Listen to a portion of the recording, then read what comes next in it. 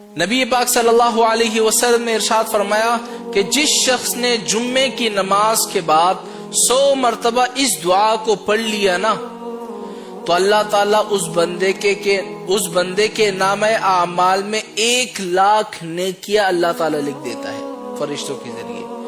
اور اس کے علاوہ اس کے والدین کے نامہ اعمال میں 24,000 نیکیاں اللہ تعالیٰ لکھ دیتا ہے۔ کتنا خوش نصیب بندہ ہوگا جس بندے نے جمعے کی نماز کے بعد اس دعا کو پڑھا ہوگا،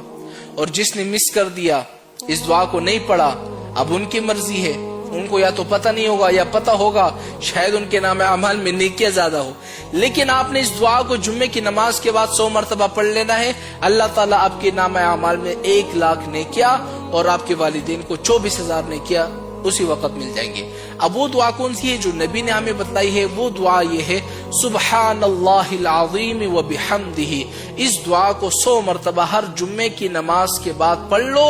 1,00,000 نیکیاں اپنے نام اعمال میں حاصل کر لو، اور اس کے علاوہ آپ کے والدین کو 24,000 نیکیاں آپ کے والدین میں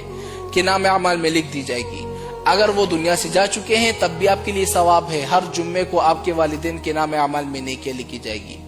ہر والدین کے نام اعمال میں۔ لیکن یاد رکھیں اس دعا کو آپ نے لوگوں تک اتنا پہنچا دینا ہے نا